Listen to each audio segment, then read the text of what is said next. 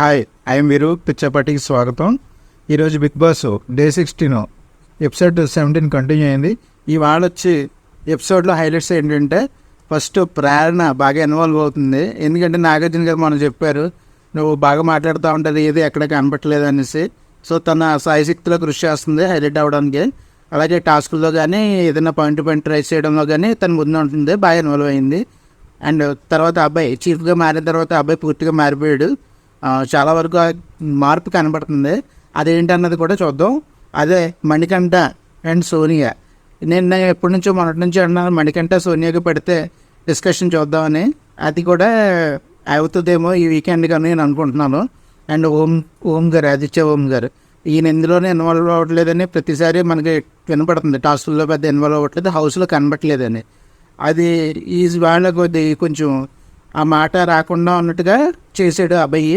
అది అందులో అబ్బాయి పాయింట్ ఆఫ్ వ్యూ ఏముందన్నది కూడా చూద్దాం. ఫస్ట్ వీడియోలోకి వెళ్తే, ఫస్ట్ హౌస్ స్టార్ట్ అయినప్పుడే అబ్బాయి నబీల్ ప్రేరణ అనుకుంటున్నారు. ఎందుకంటే నబీల్ నేను ప్రతిసారి నాన్వెట్ చేస్తానని ప్రేరణని మొన్న అన్నాడు, ఇది మొన్న సాక్స్ టాస్క్లు అయినప్పుడు. సో ఇవి ఆడిపోతున్న మార్నింగ్ ఇప్పుడు మన ఇద్దరం సేఫ్ టీము, టాస్కులు మాత్రం స్పోర్టివ్గా ఆడాలి అనేసి అనుకున్నారు.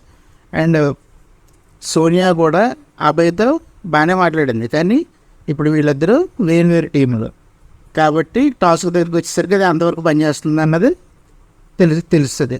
అండ్ వచ్చి యష్మి సోనియా గురించి ఇంకా స్టిల్ చెప్తుంది విష్ణుప్రియ. ఎందుకంటే తను వెన్నుపోటు వచ్చింది కదా. వెన్నుపోటు అంటే తను అంత యాక్టివ్గా లేకపోవడం, తన టీంలో ఉన్నప్పుడు పెద్ద వాయిస్ రైజ్ చేయలేకపోవడం, చివరికి యష్మిని నామినేట్ చేయడం, ఇలా ఒకళ్ళు నామినేట్ చేసుకున్నాయి. వీటి గురించి ఇంకా ఫీల్ అవుతుంది యష్మి. ఎందుకంటే లాస్ట్ వీక్ మొన్న వీకెండ్కి యష్మియే కొంచెం నెగిటివ్ పర్సన్గా ఎలిట్ అయింది. సో ఇప్పుడు దాన్ని కవర్ చేసుకోవడం కోసం ఏంటో ప్రతిదీ పాయింట్లు లాగుతూ యష్మి తను విక్టిమ్ కార్డ్ ప్లే చేయడం చూస్తున్నట్టుగా ఉంది. ఈ మరోవైపు నుంచి ఇంకా మణికంఠ తన మైండ్ గేమ్లో ఉన్నాడు. ఎందుకంటే ఇప్పుడు తను యష్మిని నెమ్మదిగా ప్యాంపర్ చేయడం మొదలుపెట్టాడు. ఎందుకంటే నువ్వు యష్మి వార్నింగ్ ఇచ్చింది మనకంటే, నువ్వు ఎన్నిసార్లు వస్తే అన్నిసార్లు నేను నామినేట్ చేస్తాను. ఇదేంటంటే దానికి రివర్స్ అయింది. విష్ణుప్రియతో ఫస్ట్ ఎమోషనల్గా ఫ్రెండ్షిప్ చేసి తర్వాత తన పక్క నుండి అబ్జర్వ్ చేయడానికి చేశాను అని సమాధానం చెప్పి తను ఎమోషన్ అవడం, తను కోలుకుంది. ఇప్పుడు యష్మిని హట్ చేశాడు. తను ఎప్పుడు కోలుకుంటుందో తెలియదు. ఇప్పుడే మళ్ళీ సోనియాని మింగిల్ అవుదామని చూస్తున్నాడు. నేను మన లాస్ట్ వీడియోలో అన్నా, సోనియాకి మణికిని పడితే ఎలా ఉంటుందో చూద్దాం అనేసి నామినేషన్. అది ఈ వీకెండ్కి జరుగుతుందేమో అని నేను అనుకుంటున్నాను. అండ్ ఇవాళ ఏంటంటే మొత్తం రేషన్ గురించి టాస్కులు పెట్టారు. టాస్కుల్లో స్టార్టింగ్ ఏమనుకంటే ఒక కన్నింగ్ స్ట్రాటజీ చెప్తున్నాడు. ఏంటి, ఆ కార్డులన్నీ వాటర్లో పడేస్తే స్విమ్మింగ్ పూల్లో తెచ్చుకున్న టైం అయిపోతే మనం గెలిచేయచ్చని. సో లక్కీగా అంటే అది ఫాలో అవ్వలేదు. అది అంటే మధ్యలో కొంత జరిగింది, కానీ అంతలాగా తను ఎగ్జాక్ట్గా తను చెప్పినట్టుగా ఎగ్జిక్యూషన్ అయితే చేయలేదు. ఫస్ట్ టాస్క్లో అయితే వీళ్ళు గెలిచారు అబ్బాయి టీము. అండ్ సెకండ్ టాస్క్లో వచ్చి నిఖిల్ టీం గెలిచారు. అండ్ థర్డ్ టాస్క్లో వచ్చి మళ్ళీ వివాదాస్పదంగా జరిగింది అక్కడ థర్డ్ టాస్క్ ఏంటంటే వీళ్ళు ఇక్కడ బెలూన్స్ పగలగొడుతున్నారు. ఇక్కడ ఏంటంటే సోనియా చెప్పింది ఏంటి, బెలూన్స్ టాస్క్లో సంచలకుగా ఉంది సోనియా. నిఖిల్కి ఫేవర్గా ఇచ్చింది. రూల్స్ ప్రకారం బిగ్ బాస్ బాడీ మీద ఎవరు ఎక్కువ బెలూన్స్ ఉంటే వాడు విన్నర్ అన్నారు. అక్కడ అబ్బాయి విన్నారు. ఒకవేళ ఇద్దరికి టై అయితే టోటల్ బెలూన్స్ కౌంట్ చేయాలి, కానీ కౌంట్ చేయలేదు. అది ఇక్కడ బెలూన్ ఉండే ఇక్కడ వింటే వెళ్ళిపోయింది. ఇప్పుడు మ్యాచ్ ఉంది, డ్రా అయితేనే సూపర్ ఓవర్కి వెళ్తారు. అంతే తప్ప విన్నర్ ఎవరో తెలిసాక మళ్ళీ సూపర్ ఓవర్కి ఎలాగెళ్తారు.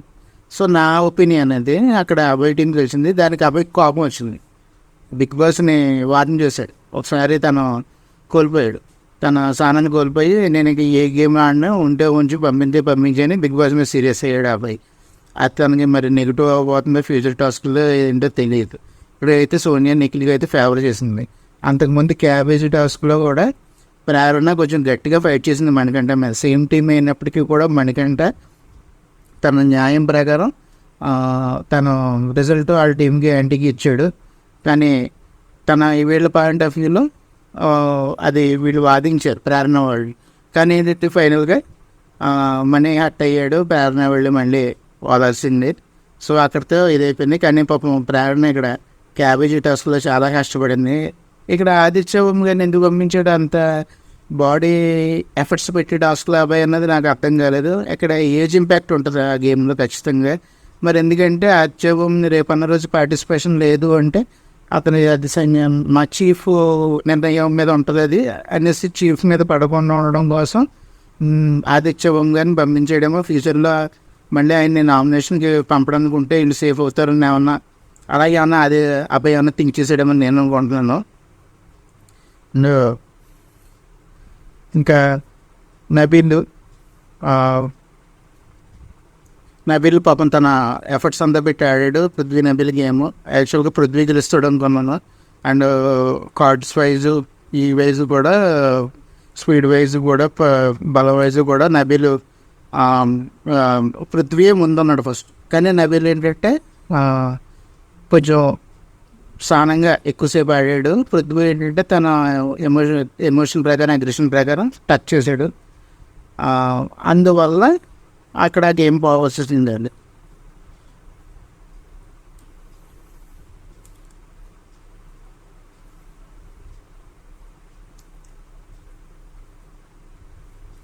ఇటొచ్చి ఇవాళ ఎవరో నైనిక కనబడలేదు అసలు గేమ్లో. ఇవాళ పెద్ద నైనిక హౌస్లో ఉంది కానీ ఎక్కడ ఆడినట్టయితే కనబడలేదు. చూడాలి ఫ్రెండ్స్, ఆదిత్యవం గారికి ముందు టాస్క్లు ఎలాగ నెగ్గుకు వస్తారన్నది తెలియదు. ఆయనకైతే ఇచ్చిన టాస్క్ అయితే మాత్రం ఆయన స్లో అయిపోయారు అక్కడ క్యాబేజీ టాస్క్లో. అండ్ మణికంఠ వర్సెస్ సోనియా అన్నది మణికంఠ ఇప్పుడిప్పుడే స్టార్ట్ చేస్తున్నాడు కాబట్టి అది ఎలా ఉంటుందో. ముందు వాళ్ళిద్దరూ ఏంటంటే ఇద్దరు గట్టిగా వాదనలు ఇద్దరు కూడా ఒకళ్ళు తీసిపోరు. మణికంఠను సోనియా కూడా వాళ్ళిద్దరికి ఎలా ఉంటుంది అనేది చూడాలి. అండ్ యష్మి కూడా నామినేట్ చేస్తుంది వస్తామని మణికంఠని. ఖచ్చితంగా అయితే మణికంఠకి ఇద్దరు నామినేట్ ఫిక్స్ అయ్యారు నాకు తెలిసి. ఒకటైతే ఖచ్చితంగా యష్మి ప్రతిసారి చేస్తుంది. అండ్ సోనియా కూడా చేయబోతుందని నేను అనుకుంటున్నాను. వాళ్ళని ఎలా దాటుకొస్తాడు అనేది కొద్దిగా interesting point. Nikhil as usual ఎప్పుడులాగే సైలెంట్గా తన గేమ్ తను ఆడుకుంటున్నాడు. తన పాజిటివ్ అందరిలోనే పాజిటివ్నెస్ క్రియేట్ చేస్తున్నాడు తన బిహేవియర్ తోటి. అంటే జెన్యున్ గేమ్ ఆడుతున్నట్టుగా కనిపిస్తుంది తను. ఎందుకంటే ఇక్కడ థర్డ్ టాస్క్లో తను చీఫ్ వెళ్తే తను చీఫ్ వస్తే ముందుకి నిఖిల్ అక్కడ అభయ్ కూడా రావాల్సి వచ్చింది చీఫ్గా. సో నిఖిల్ అన్నది కొంచెం బాగానే లీడ్ చేస్తున్నాడు. అండ్ ఈ వాళ్ళ ఇంకా కనబడిన వాళ్ళు ఎవరంటే నాకు నైన్గా ఒకలా కనబడలే. అండ్ పృథ్వీ యాజ్ యూజువల్ తగ్గట్లేదు అగ్రెషన్.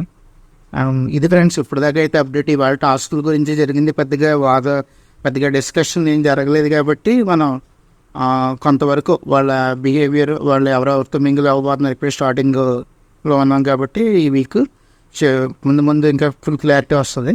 ఇది ఫ్రెండ్స్ ఇవాళ update. For updates like share subscribe పిచ్చబడి థ్యాంక్ యూ.